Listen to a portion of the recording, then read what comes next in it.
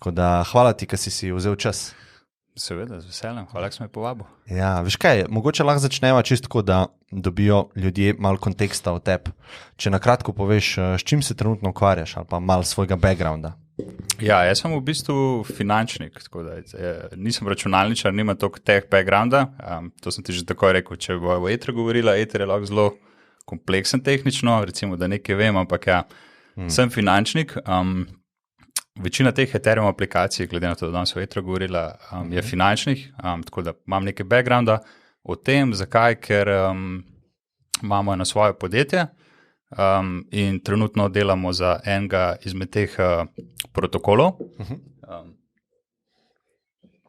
DeFi protokolov na Ethereumu. Jaz sem pa v osnovi finančnik. Delal sem za sklade kot upravljavec premoženja, oziroma začel sem kot upravljavec tveganj, pol upravljavec premoženja, pa sem delal na odkupu slabih posojil, oziroma distressed debt, private equity, pa sem pa 3 leta nazaj prvič slišal o Ethereumu in mislim, da že 4 leta v bistvu, ja. In takrat sem noter in zdaj imamo to podjetje, ki delamo finančno analitiko za en DeFi protokol na Ethereumu. Tako, na hitro. A mi malo poveš to, kar si rekel, da si se srečal z Ethereumom, ne? A prej protokol Bitcoin si poznal, koliko si se s tem kaj srečal, pa kakšna je bila ta izkušnja, ki si prvič slišal za Ethereum? Ja, v Bitcoinu sem nekaj vedel, ampak zares ne tako, da bi mi bil kaj blizu. To je bil tisti čas, ko so bili te ICO-ti malo popularni, oziroma pol zelo popularni v Sloveniji. 2017, 2018. Ja, 2016, v bistvu 2016 je bilo že takrat. In takrat se je v Ethereumu dosti govorili in takrat, en kolega mi pač to omenil in sem začel gledati o tem. Tako da Ethereum je zares not potegnil, pol sem pa itak se v Bitcoinu podučil in v bistvu te dva protokola spremljam, oziroma blockchaina spremljam od začetka. Izkušnja je bila pa dobra, mislim, prebral sem neke knjige, itak in kupenih prodajen san, ta space je itak malo tudi v oblakih, ampak tiste, hit sem pa videl te finančne aplikacije, da so ful močne, v bistvu že sam ta ICO-ti v bistvu, to je v bistvu finančna aplikacija, ko karkoli pogledaš. Pustimo zdaj, kakšne zgodbe so bile, pa kaj so hoteli zgraditi, pa kaj še vedno gradijo, ampak sama ta finančna transakcija, da ti pošleš nekaj in nekaj dobiš nazaj in se ti zgodi v bistvu instantno, na premišljen način, nobenega posrednika, že sam to se mi zdelo dosti močno, ne? In pol iz tega se je zdaj videlo v zadnjih v bistvu parih letih, kaj vse se da še narediti, noro. Sej, mogoče bo mogla, itek sva se dogovorila, oziroma jaz sem prosil, da drživa stvari pri osnovah, a ne, zato ker načeloma poslušalci niso poslušalci nimajo tehničnega backgrounda. Mogoče bo pa preskočila to, a ne, kaj sploh blockchain je, kako deluje Bitcoin, zato ker o tem smo eno epizodo, oziroma 2 epizodi že posneli, tako da je 6 ur kontenta o tem, kaj je blockchain in karakteristike, ne? Tako da sva rekla, da se osredotočva na Ethereum, ne? Prej pa greva na to. Mogoče sam tako me zanima, kako vidiš ti trenuten ekosistem ali pa zrelost tega ekosistema ali pa lahko rečemo industrije cele v 2021. Kripto ali Ethereum? Kripto. Nasplošno. Mislim, definitivno zdaj so zgodbe z institucijami, da so prišle not. Tako da to je nekaj, kar smo mislili, da so ful prej zgodili, pa se zares ni. Še vedno imaš ta segment špekulacij, pač vidiš, kaj se dogaja z Dogecoinom, pa 1000 drugimi tokeni, pač to ne bo šlo stran, pač ta del digitalnega kazinoja, to bo pač ostal. Ampak vse ostalo, kar se tiče fundamentov na teh, recimo, zdravih protokolih, to je pa v bistvu noro. Jaz sicer spremljam večinoma Ethereum, tako da malo sem tudi pristranski, ko mogoče pol vidim, da Ethereum ima zares smisel in velik del nima. Bitcoin ima seveda tudi svoj smisel, sploh zdaj pač, kar se dogaja čisto monetarno pa makro, pa to, kar se z institucijami dogaja. Kaj še lahko rečem, fundamentalno recimo Ethereum, število developerjev pa open source razvoj po številu aplikacij vidiš, da pač space trase. Okay, tukaj se tudi VC-je vidiš, kjer so v igri, največji ameriški pri kakšnih zgodbah. Tudi VC doskrat naredijo napake, pa se zapalijo neumega in so vse. Ampak vidiš, da ni več joke, no? Da je resna zgodba, da je tudi resen denar in resni produkti. No? Kaj pa če greva zdaj tako, ne? Kako se Ethereum razlikuje od Bitcoina za nekoga, recimo za moja babi? Recimo, da pozna Bitcoin, jaz sem ji na hitro razložil, približno ve, kaj to je, kakšni so use case oziroma primeri uporabe. Zdaj pa je neki na trgu, ki se reče Ethereum. Kaj je tukaj razlika? Ne vem, ko bi sicer če babi razumela, Bitcoin je že kar advanced babi. Moja jih ima drugače. V bistvu Bitcoin, lahko primeriš z Bitcoinom, tako je mogoče najlažje. Pri Bitcoinu gre za to decentralizirano bazo podatkov, kjer zares je zelo malo možnosti oziroma zelo malo informacij, da biš ti iz enega adresa lahko pošleš na drug adres. In ta baza hran, koliko ima nekdo enot Bitcoina. Pri Ethereumu pa tudi to omogoča, ampak hkrati imaš pa ti še dodatno možnost smart kontraktov. V bistvu v Ethereumu se reče, da je platforma smart kontrakti. In zakaj gre tukaj? Da v bistvu isto laufa na blockchainu, to se pravi ista tehnologija, proof of work, tako kot Bitcoin, zaenkrat. Razlika je pa ta, da v bistvu Ethereum hran, kje se nahaja state, rečejo machine state, v bistvu v kakšnem stanju se nahaja neka aplikacija, ki se žene na Ethereumu. Oziroma poenostavljeno povedano, na Ethereumu imaš lahko druge aplikacije, kot pa samo ta transfer nekih enot oziroma Bitcoinu. Kar pomeni, da lahko nek algoritem zgradiš na Ethereumu, ki ima čisto svoja pravila, neka svoj protokol mi praktično rečemo, in to je v bistvu smart contract. Protokol na Ethereumu oziroma neka aplikacija sestavljena iz raznih smart kontraktov, ki med sabo interaktirajo. In Ethereum omogoča, da ti pač napišeš to aplikacijo in useri potem z njo interaktirajo in vse se odvija na isti ta permissionless način, isto kot na Bitcoinu. Sam, da je pač ful močnej. Ne gre samo za transfer enot, ampak narediva neko aplikacijo, ki rečeva, jaz ti pošljem, ampak če se to zgodi, ne vem, gre nazaj k meni in tako naprej. Pač lahko sprogramirava, finance lahko sprogramiraš. In zato to bi za tiskaj res močno. Ja, mogoče moramo malo bolj razložiti smart contract oziroma pametne pogodbe, tako čisto v koru, kaj to je. V bistvu ta pojem je tako malo čudno, ker reče smart contract, misliš pač kakšna pogodba je to, v bistvu zares gre sam za nek algoritem, za nek programček laufa.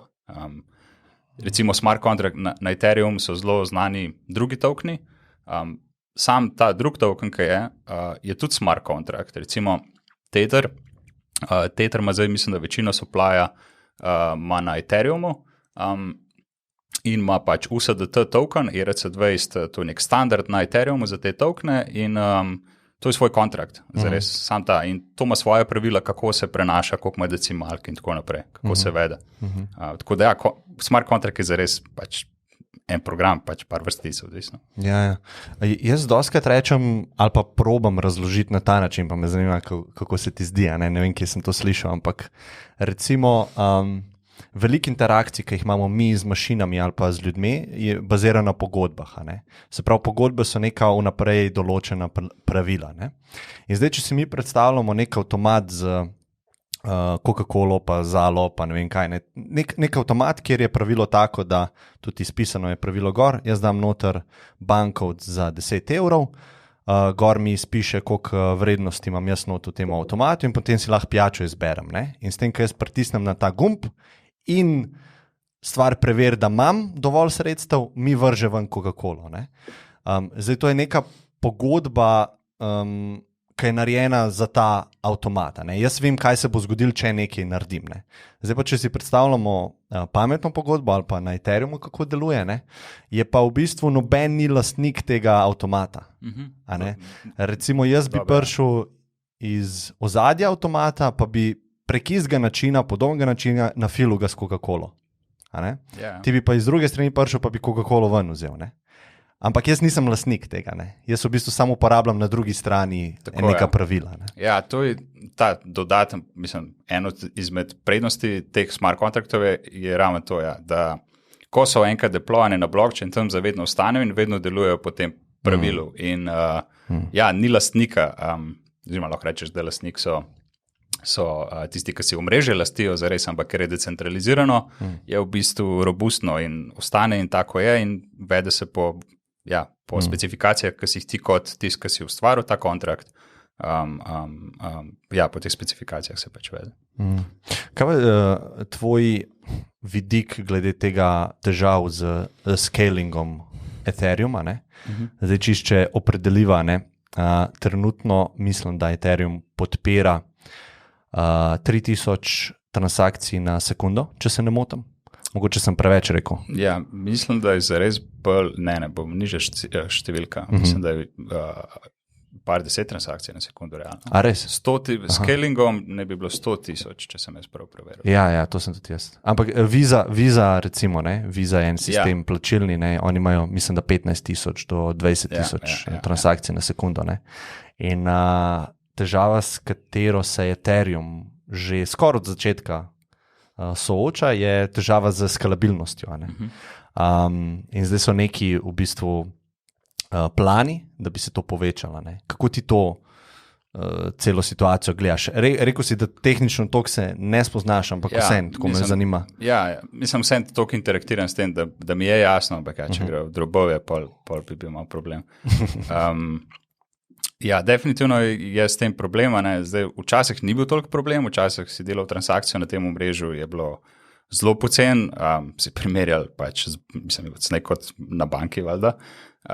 Zdaj je pa to zelo drago ratalo. Recimo, danes smo gledali za nek transfer enega tokena, ali pa rečemo za transfer, za prenos Ethera te stane že nekih $30. Če ti prenašaš nek drug token, ker je spet malo bolj kompleksen kontrakt, je lahko že $50 do $100. Če nekaj delaš v DeFi, neka posojila in tako naprej, to kar nekaj rate $200.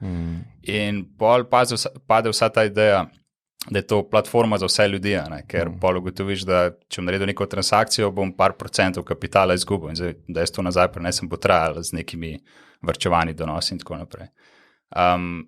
Zdaj, zakaj se to dogaja? Ker je toliko povpraševanja preprosto v tem, ker so donosi dobri in potem v bistvu tisti z več kapitala, jim ni problem te transakcije plačevati, ampak nastradajo pa tisti, ki bi, ne vem, z manj kapitala si nekaj igrali ali pa samo eksperimentirali pač na Ethereumu.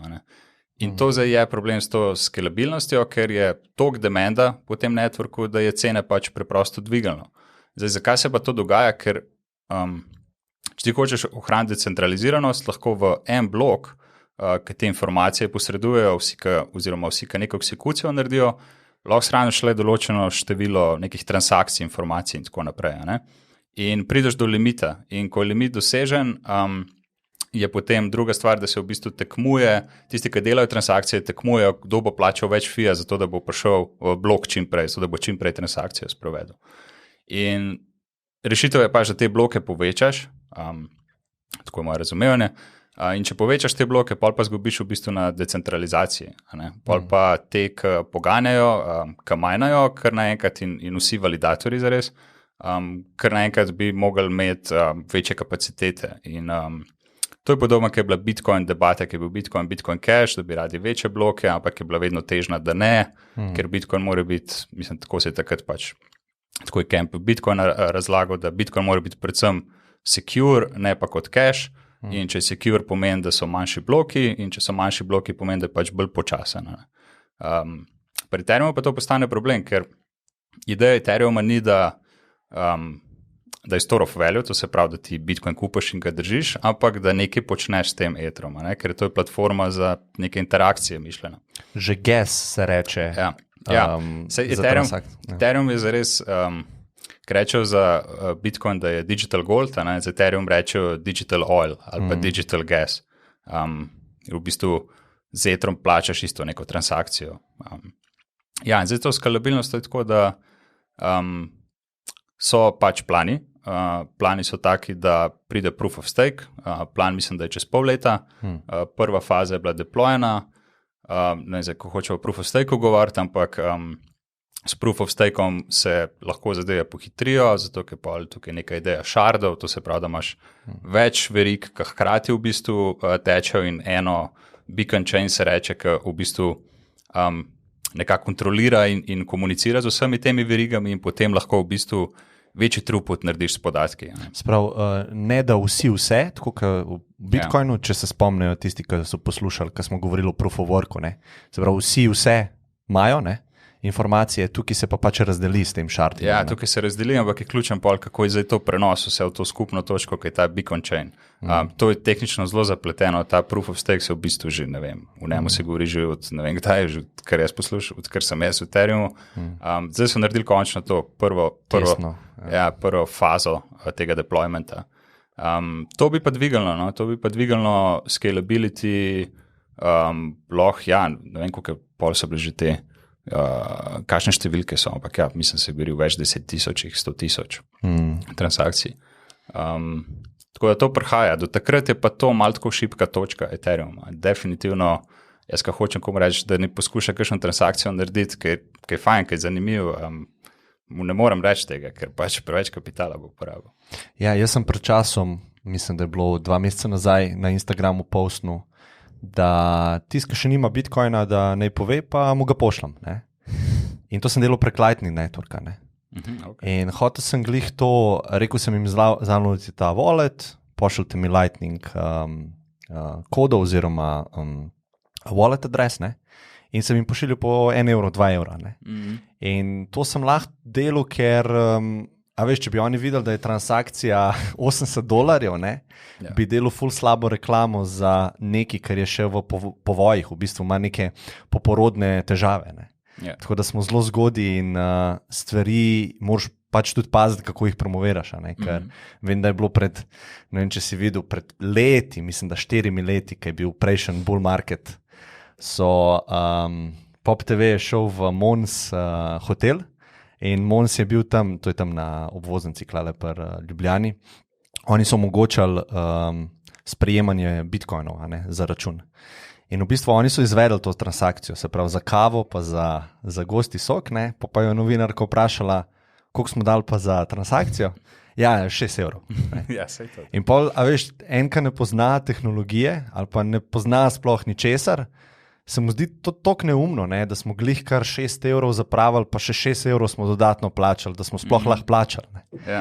Tako da, ja, to je problem. To, kar si omenil Lightning Network na Bitcoinu, na Ethereumu je podobno. Imaš tudi Layer 2 solutione, ki so kar dosti uporabljeni. V bistvu trenutno zelo rastejo ravno zaradi tega, ker so fee toliko visoki. Niso toliko secure, imajo svoj konsens, algoritem, zagotavljanje konsenza, ampak ljudje so nekako kar pripravljeni, ker na koncu še vedno ostane vse ostalo, ker cel ta gambling aspekt in varčevalen in to vse ostane in ljudje so pripravljeni tudi del te decentralizacije pa security-ja tvegati. In je zanimivo, da ta layer 2 res raste, ker so bili ljudje primorani sprejeti to drugače predrago. Drugače pa to, ko v FI govoriš, veliko se je govorilo o tem, pač, da bo kripto zamenjal cache, ne, v tem klasičnem, v realnem svetu. Po vseh teh letih, ki sem jaz not, da bi videl neke full use case-ov kripta, jih res ni. Mislim, zelo male tega. Kar pa vidim, da pa zelo rase in to je mogoče mi tako en tak fenomen, kaj se dogaja. Tisti, ki večja verjetnost se mi zdi, ne da bo kripto, v bistvu cela ta tehnologija prišla ven in bo zdaj, ne vem, banke začela uporabljati. Saj možno, nič ne rečem, saj skalabilnostjo se bo to verjetno res zgodilo. Ampak na kratek rok, kaj se pa zdaj dogaja, se pa to dogaja, da se v bistvu ljudje proti kriptu obračajo. To je tako malo težko razložiti, ampak neki mladi recimo, ki so doma in se jim vse odvija digitalno, ne vem, igrice igra online skozi na platformah socialnih in tako naprej, njemu je kripto v bistvu v redu, ker ne rab tega preskoka v realen svet, ker je že v digitalnem svetu. In kar naenkrat mu postane to, ne vem, lifestyle na nek način. Ne? Zdaj, če si ti na kripto Twitterju, to je v bistvu Twitter, ampak slediš pač kripto dogajanju, a ne, to je skozi drama, to je, ne vem, pa ne samo drama v smislu entertainmenta, negativnem smislu, ampak tudi tako pozitivne, tudi tehnološko zanimive debate in tako naprej, ampak dejansko ljudem se življenje odvija pač digitalno in te ljudje so pa v bistvu kandidati za vse te interakcije, ki se dogajajo sploh na Ethereumu, in je noro, koliko raste število transakcij, koliko to raste, pa userjev, pa koncev developerjev, dnevno, ki je na Ethereumu aktivnih, pač zanimiv fenomen, no, malo drugače odvija, kot sem jaz mislil, ampak raste, pač tako, na zanimiv način raste ta industrija. Ja, sej to, kar si rekel za mlade, ki so doma, ki so native v digitalnem okolju, ne? Ja, on igra League of Legends, tam ima cekinčke že od malih nog, ne? On šteka v bistvu, da je neki na zaslonu, pa lahko pošiljaš, ne? Starejša generacija pa mogoče malo težji, ki imajo radi tisto opremljivo bankovco v roki, ne? Se včasih so tudi radi imeli zlato v roki, ne? Pa je bilo pol, ker s kreditnimi karticami problem, ne? Ampak ja. Ampak tudi starejši sploh ta zadnji let, ki je pač korona in so ljudje doma, se tudi vidi, kakšen je naval starejših ljudi, ki se digitalizirajo tudi v tem kripto smislu. Se podučijo in dejansko neke transakcije delajo, večinoma itak še vedno pač gamblinga, kupovanja nekih coinov na teh klasičnih borzah, ampak vidim, no, da pač ljudje tako skozi več vejo teh tehnološke zadeve, pa te recimo DeFi, ki je meni blizu, recimo, ki je zelo kompleksen, se kar podučijo in interaktirajo s tem dejansko. Kakšne primere aplikacij ali pa use case-ov pa se tebi zdijo tako najbolj uporabni ali pa pomembni, recimo, na Ethereumu, ali pa lahko si rečemo čisto nasplošno v kripto spaceu? Ja, mislim, jaz jih največ vidim na Ethereumu. Pri Bitcoinu pač je zelo pač jasno, zakaj gre, a ne? Store of value, hedge pred inflacijo, kakorkoli že hočeš zapakirati, en reče zelo švicarski račun v žepu. V glavi? Ja. Pri Ethereumu je pa tako, trenutno pač, kaj tisti največji use case je finančne aplikacije. Mislim, to je definitivno, tako sem rekel, Dicota naprej, prvič je bilo pokazatelj, da to dela. Mislim, dela spet ta del, kar se tiče transakcij, ostalo pustimo. In pri Ethereumu je ta space v bistvu največ zrasel, no. Recimo v DeFi-ju, se ne vem, a se to kasneje mogoče dotaknili na DeFi-ja, mislim, da vse skupaj 10-15 milijard v bistvu denarja noter. Lahko povem, mogoče, kaj je DeFi, kaj je ta kratica? Ja, DeFi. Sam zaprem okno si tako. DeFi je... Psi lajajo. DeFi je, rečemo, kot en segment teh aplikacij na Ethereumu, pomeni Decentralized Finance, pomeni v bistvu finančna panoga na Ethereumu, samo da je decentralizirana, ker pač Ethereum je decentraliziran in deluje po tem principu, ki so prej rekla, kako aplikacije na Ethereumu delujejo. In tukaj imaš zelo veliko zanimivih stvari, verjetno tista začetna ali pa najbolj zanimiva, ali pa tista, ki je zdaj najbolj v porastu, so decentralizirane borze. V bistvu to je ena izmed teh aplikacij v tej finančni panogi, recimo na Ethereumu. Kaj primer Uniswap? Uniswap je recimo taka stvar in v bistvu zelo močno, v bistvu borza, ki deluje samo od sebe na nek način, po nekem algoritmu ljudje dajo noter kapital, tisti, ki v bistvu zagotavljajo likvidnost, kot na borzah market makeri, ampak zelo poenostavljeno. Ljudje si pač predefinirajo, v katerem range bojo kapital dali, ti kot uporabnik se pa lahko na to borzo priklopiš, rabiš zares samo računalnik, internet pa Ether za delanje transakcij in potem lahko ti s tem interaktiraš.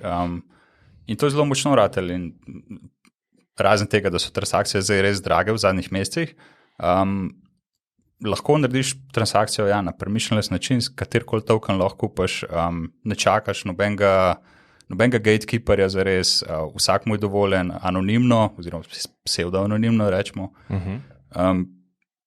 In Uniswap recimo je en tak primer, ki najlažje ga je mogoče zložiti. Potem imaš pa tukaj ogromno enih stvari.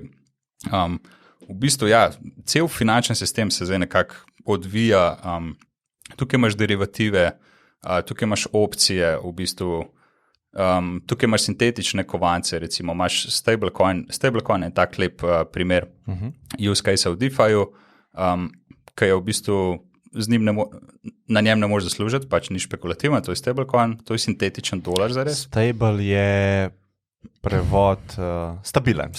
Stabilen kovanec, ne? Se pravi vezan je na dolar, ali pa evro. Ja. No, na tem protokolu recimo mi delamo, ki se imenuje MakerDAO in tudi začetnik tega DeFi-ja. Oni so v bistvu prvi so naredili sintetičen dolarski kovanc.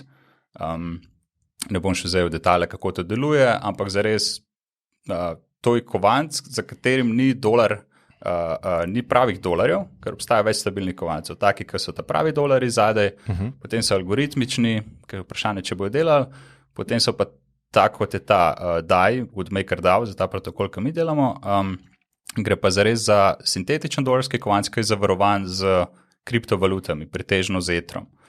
In zadaj spet en kup enih smart kontraktov, ki skrbijo za to, da je vedno dovolj zavarovanja, zato da vsak drži ta sintetičen kovanc, ki je v bistvu natisnen iz nič, ve, da za njim stoji dovolj Ethera, da pokrije to njegovo vrednost v dolarjih. In to je tudi, recimo, ko se je to introduciralo, cel ta DeFi dosti eskaliral. Zakaj? Ker če imaš ti kar naenkrat nek stabilen kovanc, pa nek volatilen kovanc, kot je Ether ali pa ne vem, vsi te tokeni, ki so na Ethereumu, ti kar naenkrat lahko ful zanimivih aplikacij narediš finančnih. Ker če imaš ti nekaj stabilnega, pa nekaj volatilenega, ti lahko en kup enih derivativov, pa enih donosov, pa špekulacij iz tega narediš. In potem se v bistvu zgodil Uniswap, mislim, je eskaliral kar naenkrat, zato smo kar naenkrat imeli dolarski kovanc. Kdaj je to bilo?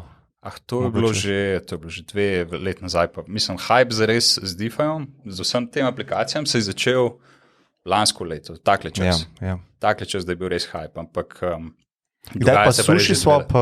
SushiSwap je bil, kdaj je prišel ven? Več kot pol leta nazaj. Pol leta enkrat. Ko oni so v bistvu pa svoj token introducirali, kot nek reward za uporabnike. Uniswap pa ni imel tega, ne prej. Najprej ne. Večino pa teh protokolov je v bistvu tako nastal, da ni bil več ta stil ICO-ta, kot je bil 2017, da si zbral denar, ampak so tako zelo zanimiv finančen inženirski način so oni pridobili sredstva, da so v bistvu rekli, če uporabljate naš protokol, vam damo tokene, ki se potem kot neki governance tokeni, s temi tokeni, poleg tega, da nadzoruješ protokol, to je governance del, imaš tudi fije od njega. V bistvu je podobno kot zares je delnica. Noben zares temu. Tako. Ampak oni so to, kar v bistvu ljudem išovali za ston uporabnikom in pol so še tako rekli, to je večinoma DeFi protokolov in na ta način zrezala pol denar, da so rekli, zdaj pa, če vi ta token, ki ste ga dobili, date v nek pool in naredite neko likvidnost, dobite še več teh tokov. To je bil tako en del Ponzinomixa, se je temu rekel. Kaj veliko protokolov izrabili in na grd način, veliko protokolov so pa dejansko uspeli na ta način uporabnike dobiti, ker temu se je rekel tudi kot nek bribe ali pa, ne vem, podoben primer je, kot da bi odprl trgovino in bi ljudem rekel, če boste pri meni kufali, vam pa dam majhen delež v moji firmi, recimo. In pa ljudje začnejo kupovati in kar naenkrat te ljudje, ker im je dobra izkušnja, dejansko postanejo uporabniki dolgoročni in se dejansko lahko izide ta zgodba. V večini primerov se pa tudi ne, pa pač klasičen natek. Sam je pa tako zanimiva stvar, če se čistko, mislim, jaz sem tako dosti razmišljal o tem, ker zdaj imamo ta podjetja, ki so velika, recimo v tem normalnem svetu, ne kripto svetu, Facebook, Google, te gigantje, v bistvu korporacije. In oni ne delijo, v bistvu ful ekstrahirajo neke vrednosti iz svojih userjev, ne dajo pa toliko nazaj, če toliko pomislimo. Recimo nek Facebook, ti sicer za ston dobiš uporabo to platformo, lahko se povezuje s prijatelji, ampak ti enormno vrednost ustvarjaš za podjetje pa za delničarje. In tukaj mi je zelo zanimivo, ker pri teh decentraliziranih podjetjih ali pa teh, kako bi rekel, v DeFi industriji, ne, je pa v bistvu šlo, oziroma gre malo v to smer, ne, da se v bistvu daje value nazaj v community, uporabnike. Kako že Andrej, kako so bile zadruge, zadružništvo, tako malo spominja na ta aspekt. In, malo pol tudi postane, mislim, ima to dosti benefitov na en način, na drug način ima pa tudi dosti problemov lahko to, ker nekaj imaš ti usere, ki ti nadzirajo protokol, ki so zares neaktivni, pasivni in postane zelo težko to vse skupaj voditi in kontrolirati in postane governance, v bistvu upravljanje protokola postane zelo težko, saj vemo, kako je pač, če ni kontrole pa nekaj osebe.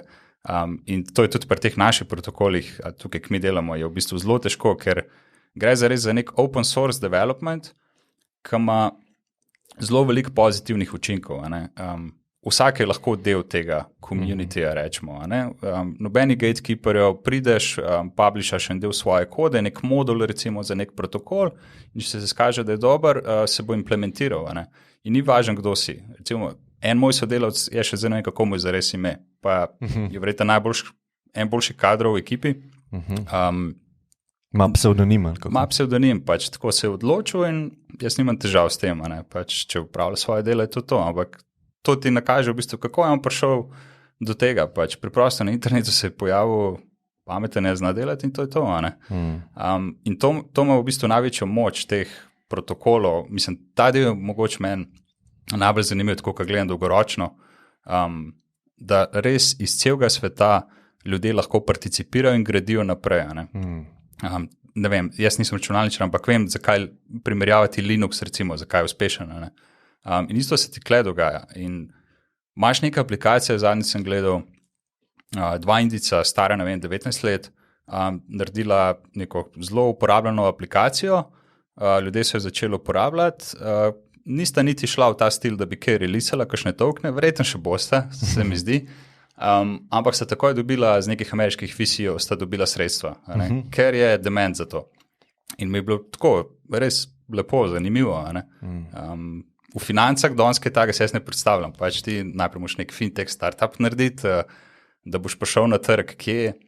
Ful papirologije, pravne stvari. Niti ne moš kaj zares hudo zanimivega narediti, mislim tako, če primerjam s tem našim. To je ta pozitiven del. Negativen del je pa, ker je to kar nekaj decentralizirano, pa malo ni nadzora, je pa malo zmešnjava povsod. A poznaš to zgodbo iz 90-ih, ki je neka enciklopedija obstaja, Enciklopedija Britannica, ne? To dost mladih ni slišal nikoli, ne? Ampak to je tako, ima več stoletno zgodovino, ne? Ko so zbrali pač strokovnjaki iz celega sveta in so vsak v svoji tematiki in so napisali znanje o vsemu, ne, enciklopedija. Ne. In prišlo je do ideje, da bi nekdo naredil Wikipedijo. Ne. In Wikipedija bi delovala na način crowdsourcinga, ne, da bi vsi lahko prispevajo pač v to enciklopedijo. In takrat, ko si imel ta dva različna načina, ne, noben na svetu ni verjel, da bo ta crowdsourcing način prevladu ali pa zmagu nad tem strokovnjaki, ki imajo znanje, ki si spustijo več let v to noter, da spišejo nekaj. Ne? Ampak v bistvu je prevladal ta sistem. Ne? Točno. In recimo, kaj se pol dogaja naprej od tega, kar vidimo, ne? Ker te aplikacije med sabo lahko interaktirajo, to se potencira pol v bistvu rast, ker naenkrat ti narediš iz ene aplikacije. Recimo en primer, obstaja ena aplikacija za nabor smart kontraktov za stabilen kovanc, obstaja nabor smart kontraktov za decentralizirano borzo, potem obstaja nabor smart kontraktov za posojilo dajalnico.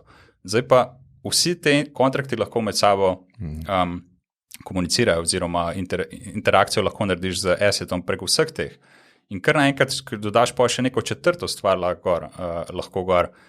Ta četrta stvar v bistvu dobi benefite vseh treh aplikacij in tiste tri tudi, in kar naenkrat se to potencira. Vsi se z istimi Lego kockami igrajo. Tako, se reče temu DeFi, Decentralized Finance, se mu reče tudi Money Lego, ker se v bistvu gradi aplikacije on top of other. Vse je na Ethereumu bazirano. Isti jezik, ja. Tako, isti jezik, ampak ena na drugi so v bistvu in med sabo in norenih možnosti. A lahko se spustimo malo v to kreditiranje pa stekanje, ki si omenil. Če malo to razloživa, ker se mi zdi, da je zadnja, mislim sploh z vidika DeFi-ja, borze decentralizirane in pa staking, zadnje čase ful popularne. A lahko malo razložiš, kako to deluje? Mislim, staking je drugač kot recimo lending. V DeFi-ju je bolj lending aktualen. Staking je tudi, lahko tudi to pa obdela. Staking je bolj pa razlike pa vse. Lending je v bistvu zelo preprost, pa tudi vsakmu zelo hitro razume, zakaj gre. Pač obstaja platforma, na katero pač ljudje dajo katerkoli asset, ga suplajo, se reče, in na drugi strani so ljudje, ki si ga sposodijo. Zdaj, zato, da je to posojilo varno, vsak, ki si ga sposod, mora hkrati tudi zavarovanje dati. In tipičen primer je, recimo, ne vem, jaz imam dolarski kovanc, zdaj recimo, in ga dam na ta platformo in hočemo v bistvu obresti dobivati, pač kot nek varčevalen račun. Ti pa recimo imaš Ether in veš, da si lahko nekaj sposodiš, če daš Ether v zavarovanje in hočeš kupiti nekaj, ne vem, nek Uniswap, rečemo to. Boš dal Ether na to platformo kot tvoje zavarovanje, sposodil si boš pa recimo moj DAI, da boš z njim lahko kupil Uniswap.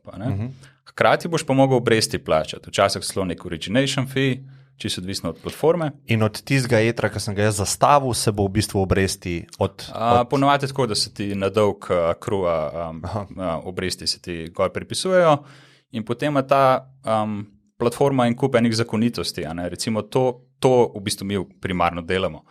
Pri MakerDAO je dolarski kovanc, pa hkrati ta dolarski kovanc deluje tudi tako, kot sem rekel, da Ether mora biti zastavljen, zato da je backan. In ljudje, ki ta dolarski kovanc si sposodijo, zato ker je dement za njega, oni morajo Ether dati v zavarovanje in mi moramo skozi gledati, koliko je tega Ethera v zavarovanju, da ga je vedno dovolj, ker če se skaže, da ga je premalo, imamo luknjo v sistemu in potem pade cela ideja tega dolarskega kovanca, ker nekrat ni več backed, in to je pač prvotna ideja. In te platforme, vključno z nami, ki skrbimo za to, je, da pazimo, da je vedno dovolj zavarovanja, da če pade pod zavarovanje, recimo, da bi Ether padel, pa pade pod, ne vem, 1,3-kratnik tvojega dolga, ki si ga posodil, s katerim si kupil Uniswap, se zgodi likvidacija. In je spet cel modul, cel set smart kontraktov, ki reče, zdaj se bo pa tvoje posojilo likvidiralo, utrpel boš neko penalty fee ponovadi, in ljudje bojo v bistvu ljudje bojo prišli in poplačali tvoj dolg in bojo tudi nekaj zaslužili. V bistvu zajde skozi neke teorije igr te zagotavljaš, da sistem je skozi v balansu. In to je recimo tak primer, ki je mogoče malo kompleksen, ampak v osnovi eni posojajo denar, eni si ga izposojajo, obresti se plačujejo. Kakšne pa so obresti za nekoga, ki zastavi v bistvu, čisto odvisno. Ki ima ta varčevalni račun? Recimo, če si ti nek supplier, če v bistvu varčuješ v dolarjih, delaš lahko, odvisno koliko si iznajdljiv, koliko si veš, da znaš z neko taktiko še povečati yield, ampak so tam 10-20% zelo lahko, tu čez 20%, če si pa tako, da je res sam na gumb, supply noter, je pa 6-7%. To je na stablecoine. To je na stablecoine, ampak to je super donos, res. Ja, sigurno. Razen da je dolar. Ja, mogoče si po inflaciji na nuli. Mislim, pač, zdaj tako, če imaš ti neke dolarje, zdaj, v Evropi to malo težje, ker imaš risk dolarja, ampak če ti en reče, dolar lahko nekam daš in dobiva 6%, je tako odlično, predvsem alternativa. Če ga nimaš nikamor zadeta, pa nočeš tvegati.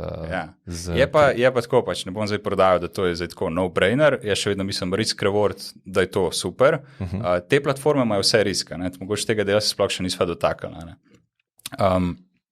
Zdaj, te yieldi so seveda malo višji, ker če bi si mislili, da je to no-brainer, bi vsi dali not vse dolarje in bi te yieldi valjda padali.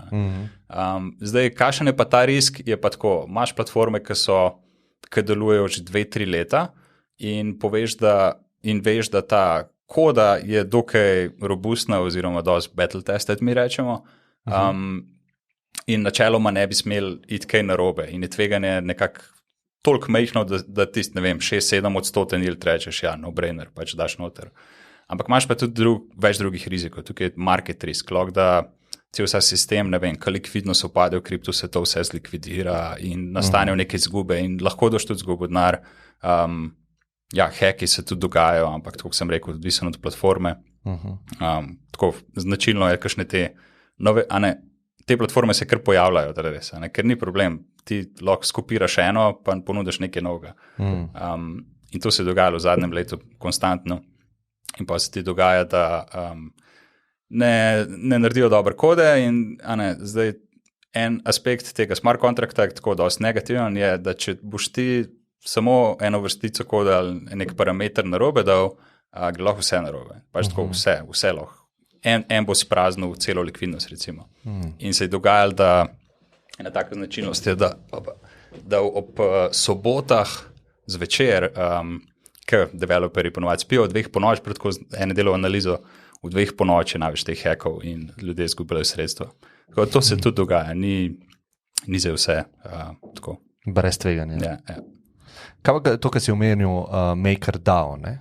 Kaj tak DAO pomeni? Ja, DAO pomeni Decentralized Autonomous Organization. In to je tisto, kar sem govoril, da je vse skupaj malo zmeda, pa malo mes v teh organizacijah. V bistvu na nek način je to podjetje, ki ima razne stakeholderje, ti imaš lastnike tega protokola, ki v bistvu glasujejo za vsak parameter, ki se spremeni. Potem imaš druge stakeholderje, ki so tudi del DAO, to smo recimo mi, ki skrbimo za risk protokola, mi predlagamo, da je treba obrestno mero zvišati, da je treba zavarovanje pokritost povišati in karkoli. In potem te lastnike, ki sem jih prej omenil, oni eksekucijo naredijo, ker imajo to moč governance. Pol imaš tudi uporabnike, ki imajo svojo moč. In zares DAO je praktično ko podjetje, samo da ni na ta klasičen način organizirano, da ne vem, lahko tudi rečeš Bitcoin ekosistemu, da je na nek način DAO, no? Ali pa lahko rečeš, da je to nek ekosistem z raznimi stakeholderji. Ampak v osnovi ja, tako podoben je podjetju, ampak ni ta klasična struktura. Ja, kako da bi rekel Linux, ki so razvijali, da je bil DAO, da so te ljudje skrbeli za razvoj, nekako so se mogli organizirati. Ni bilo podjetje, ampak imeli so pa neka pravila. Organizacija, tako, ja. Ja, ker to mi je tako čisto v prihodnost gledava, to mi je bilo vedno zelo zanimivo, ker je en tak drugačen način organizacije, virov, assetov, ljudi v skupaj enemu cilju. Ja. In jaz mislim, da dostikrat, kakor bereš zgodovino, pa kakor se komunizem sliši super, ima v bistvu največji problem v tem, da absolutna moč pokvari absolutno. In v bistvu, kako najti način, da povežemo ljudi skupaj, da delajo v enem cilju, pa da nima nekdo absolutne moči. In to mi je bilo tako zanimivo, ko sem prvič slišal ta DAO, Decentralized Autonomous Organization. Ker pol pa če zraven še čist malo zafilozofirava s futurizmom, daš AI zraven, pa AI dela na principu smart kontraktov, pa dela, recimo zdaj se lahko zamislila, Uber mora imeti direktorja, pa mora imeti stavbo, pa ljudje delajo v pisarni, ampak lahko si zamislimo podjetje Uber, kjer je direktor AI. Se pravi, direktor je umetna inteligenca in ta umetna inteligenca ima v svoji kodi zapis, da mora maksimizirati koristnost občanov Ljubljane. In mi jim plačujemo z Etri ali pa z Bitcoini, ki se vozimo, on te itek sam voz na to točko B, potem pa vidi, moram popraviti en sistem, ali pa moram izboljšati se, ali pa moram floto povečati. In on v bistvu dela proti temu cilju. In to se mi je zdelo tako DAO, to je v bistvu res lahko future, ampak je toliko zgodaj za nek tak case. Ja, zgodaj je. Mislim, mi tudi poskušamo en kup stvari avtomatizirati do vsega tega tvikanja parametrov, ampak ne gre. Na koncu je tak human factor, je toliko pomemben, pa toliko enih variabel, pa cel ta space je toliko nor, da nismo še tam. No, mislim, govorim tako 100 let, 200 let. To pa je, se smo težko predstavljamo, ampak še smo. NFT? NFT, to bi. Ja, to po mojem morva, no? Mogoče bo eni preskočili do sem. Kaj bi o Ethereum govorili, NFT je tako ena zgodba. Mislim, tako, prva stvar, tako ljudje, ki je mogoče Ethereum ni toliko domača, ne? Ampak vejo pa en kupenih stvari v kriptu, vejo nekaj od teh DeFi-ov, nek so že slišali, NFT so slišali, ICO so slišali. DAO, ICO. Ja, vse to je malo domače, ne? In tukaj se vidi pač, to se vse zgodilo zares na Ethereumu, ne? In ok, ja bo rekel, da so bili tudi na Bitcoinu, NFT in baje so bile neke podobne zadeve, ampak to razsežnost pa zdaj dobiva z vse z Ethereumom, ne? To res ta platforma je močna. NFT je nekaj, kar je že na Ethereumu, kdaj že 2017 se spomnim, da so bili tisti mački, CryptoKitties, pa vse skupaj je bil nek joke. Kaj so bili CryptoKitties? To je bil v bistvu nek maček, spet po nekem algoritmu je bilo neko omejeno število teh mačkov z nekimi zakonitostmi, kako ta maček zgleda. Zadaj mora biti neka random funkcija, zato da je res rare. In potem se jih ljudje preprodajali. Mislim, tako je tam mogoče, pač nekaj takega. Sam zares unikatne, ne? Ja, to je pa največja razlika, ne? Zakaj je NFT zanimiv, kaj je unikaten. Zdaj, najboljši primer je dati, ko smo zbirali kartice, ne vem, NBA ali fuzbal ali karkoli, to je identično temu, sam v tem digitalnem svetu, ne, praktično. Ti dobiš tudi eno slikco, sicer to slikco se da prekopirati, to je pač nek JPEG file, ki ima, ne vem, 150 pikslov, a ne, ni unikatna v smislu, da ti to pogledaš, ampak unikatna, da lahko rečeš, ta JPEG file je asociiran z nekim hashom na blockchainu, oziroma s tvojim private keyom in lahko rečeš, to je moj in to je preverljivo, da je pol tvoja. Ne? Se pravi, digitalna stvar zares tvoja, ne? Ker do zdaj tega ni bilo, oziroma je bilo z Bitcoinom, ampak so med sabo Bitcoini identični. Tako, to je največja razlika na NFT-ju, da je vsake drugačno druga, en Bitcoin je pa enak enemu Bitcoinu, če isto stvar lahko narediš. Sicer ni čisto, tudi Bitcoin ima neko zgodovino, lahko bi nek umazan Bitcoin kupil, ampak res, ja. Pri NFT-jih je dejansko tako, da je vsak unikaten. Ja, in v bistvu ne vem, da je to začelo narediti, kakšne pol leta nazaj. Ja, po mojem Beeple, ki je prodal, to je bilo vrhunc, oziroma začetek tega res manije. Na vseh headlinih je bilo takrat, ampak še prej jaz vem, da ta NBA, ki je na svojem blockchainu, je tudi bil že zelo nahypan, so bili tudi že, ne vem, imaš ne vem, LeBron James, ki zabija in se je prodajal. Videoposnetek. Ja, videoposnetek in je bil spet na blockchainu, sicer ne na Ethereumu, to je bil na nekom svojemu narejen. In se to prodajali, ja, ne vem, po $100,000 ali še več. In včasih je tudi tako, pač kaj namen, mislim, zakaj bi to kupil. En del je tudi tega, ko bi rekel, vse tako je zares tudi pri umetninah, kaj po slovensko, Američani rečejo flex, da se pohvali, v bistvu, show off. En del je sam to in jaz tudi vidim, pač dejansko to kupujejo ljudje, da lahko reče, evo, to imam. Sej tako ima ljudje umetnine tudi na nek ta način, kupijo. En del je pa dejansko s to povezan s tem, da je to nekaj, kar je redko, pa bo imelo dolgoročno neko vrednost. Najbolj znani so v bistvu CryptoPunksi. To je bilo v bistvu še pred tem Beeplom. To je spet, ne vem, 100 pikslov, neka slikca, zajbancija zares, neki taki možički. Tako, ja. Spet neko omejeno število, po nekem algoritmu so se releasali in potem, ne vem, aj tako pri tamagočih tudi ali pri teh zadevah, da imaš, ne vem, samo 5 teh fac ima brke, recimo, in pa imaš tega z brki in je full rare in je ureden. Ampak to je tako ureden, to je ureden milijon in več. Ljudje dejansko potok to kupujejo. Spet, ja, zakaj? Ne vem, eni so imeli tako, poskušali imeti neke racionalne razlage, to je pa ta prvi, te CryptoPunksi, to je pa ta prvi NFT, ki je bil na Ethereumu in da je to za ta digitalen svet, je tako kot ta prva umetnina v realnem svetu. Tako so se oni racionalno poskušali razložiti. Zdaj, jaz nisem v tem kampu, ampak glej, pač imagination. Ja, s tem Beeplom je bil pa v bistvu največji hype, ki je pa v bistvu en Indijec, ki se je potem razkril za 69 milijonov kupil to sliko, ki je še neka znana ta hiša v bistvu prodala. In ta slika v bistvu spet, zakaj je izjemna, ker je to nek umetnik, ki mislim, da je zadnjih 15 ali 20 let, ne vem koliko časa, je vsak dan eno sliko objavil na internetu. In to ima tako za ta digitalen svet ima neko, je močno, vsak dan je objavil. To je bila zbirka vseh slik, teh tako, dnevov. Ne? Ja. Ne vem koliko je, mislim, da jih mora biti več kot 1000. Ja. Ne vem koliko. Ja, mislim, da je 15 let. No in je Indic to kupil dejansko za 69 milijonov v etru, pa na etru je to. In potem se je tudi ta človek razkril in se ga vprašal, zakaj je to naredil. In potem je povedal v bistvu svojo zgodbo, da je on enkaj začel s $5000, ne vem kdaj, že leta 2014 na etru in zaslužil ogromen, ne vem, zgleda je res bil zelo uspešen, ker ne vem, kako je lahko naredil s $5000 to, ampak tako je rekel. In se mu zdel fair, da nekaj tudi vrne nazaj v to skupnost ali pa v bistvu hkrati je tudi naredil si neko marketing kampanjo, ker je on tudi s tem se ukvarjal. In ne, polno zgodbe zadaj, zakaj je to naredil.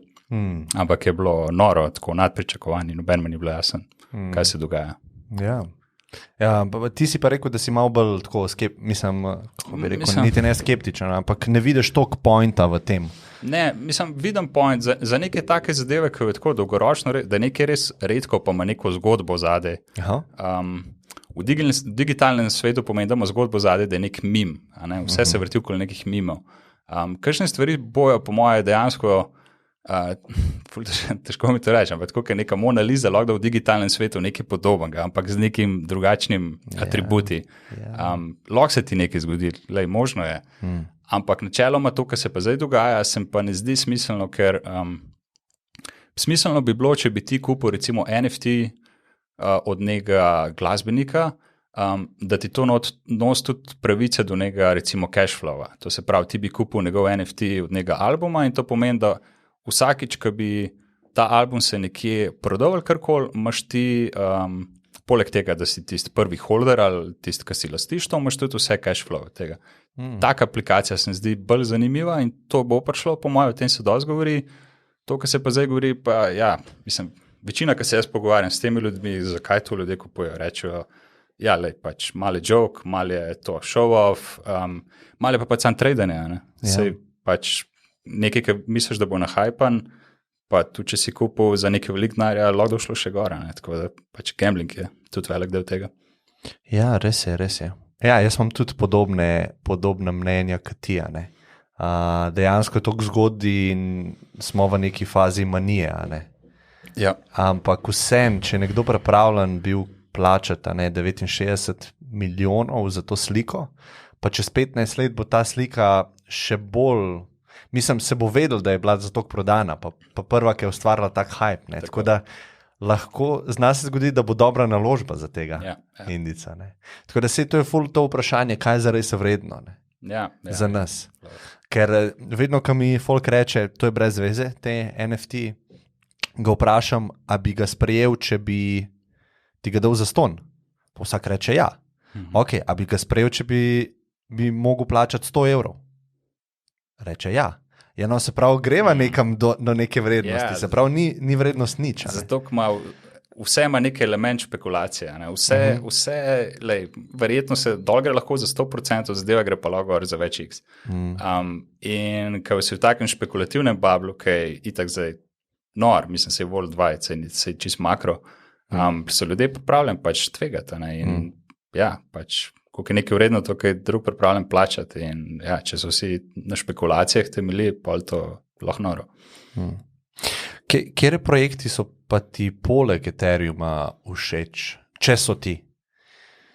Kaj zdaj, a veš, veliko ljudi zdaj se ukvarja, zdaj smo itak v takem, se ne vem, koliko je cena Bitcoina zdaj, ampak mogoče je dobro to, da izpiševa, da mava neko tako zgodovinsko. Ne, koliko je bilo, 56 000. Vse bo Luka dal klele eno ceno. No? Ampak ja, zdaj smo v nekem takem hypu spet, in folk išče nek coin, ki bo imel velike donose.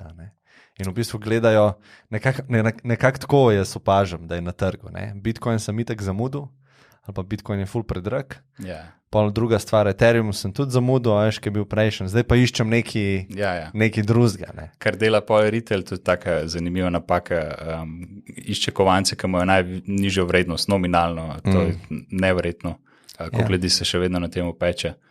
Se to mogoče lahko malo razloživa, ne? Da ni Bitcoin drag, zato ker je pač 60,000 ena enota, Tako. pa ni Dogecoin pocen, zato ker je 0,03 ali koliko je, oziroma 0,5 je zdaj že dolarjev, ne? Ampak je pomembno gledati, koliko je celoten market cap nekega projekta. Ne? Se pravi, vsi coini pomnoženi z ceno coina. Ne? Ja, včasih še zelo tako, ne tudi to mogoče, še to je lahko zavajajoče, ker imaš ti coine, lahko je coin, ki ima, ne vem, zelo malo coin, protokol, ki ima zelo malo coinov zunaj, ampak ima hudo inflacijo.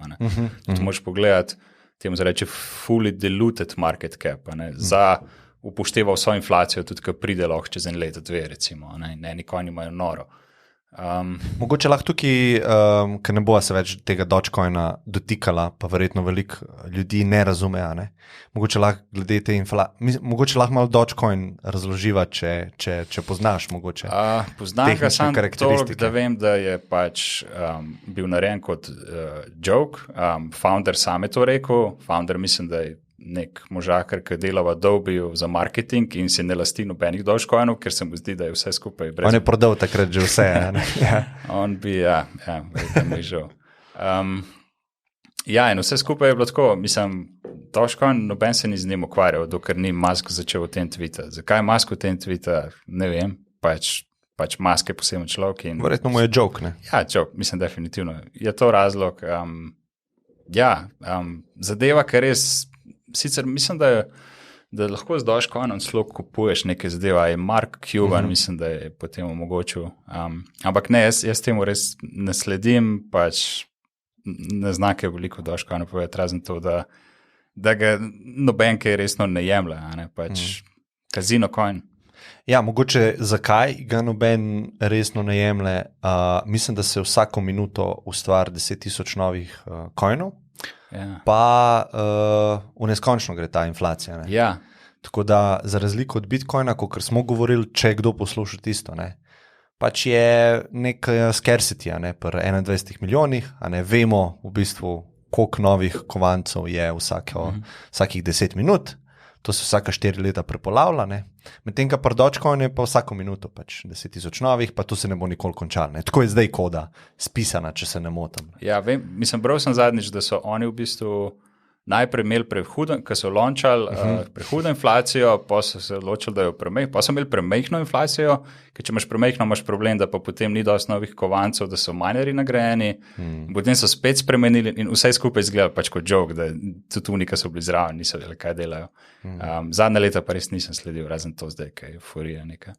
Ja, zadnjič me je oče klical, mislim, da pred 3 meseci, edino, kar je poznal predtem, je Bitcoin, ker mu jaz pač govorim, in me je klical tako en random dan in rekel, da bi on Dogecoin kupil, da je slišal od kolega, ki je isto 50 let stara, in sem rekel, shit, to pa zdaj gre kaj je viralno, je viralno, ja. In ja, Musk je to začel, in pol moraš to razlagati ljudem, da... En tak fenomen kovanc, tudi v Sloveniji sem to opazil, je Cardano. In veliko je ljudi, ki so zelo investirani v ta kovanc, pa imaš pa tudi cel kamp ljudi, ki govorijo, jaz sem dal... Ethereum killer, ne? Ja, pač jaz sem lahko pristranski, pa ne, bi rekel ljudje zdaj, valjda zagovarjam Ethereum, ampak tako podoben vibe ima, kot je bil Ripple 2017, ko si govoril o njemu, banke ga uporabljajo, ne vem kaj, čist preveč nahajpan, mainstream medija, vsak je v Ripple vedel, takoj za Bitcoin je bil Ripple, pa se vidi, kaj je Ripple, ja, nikjer se ga kaj preveč ne uporablja, oziroma se sploh ne.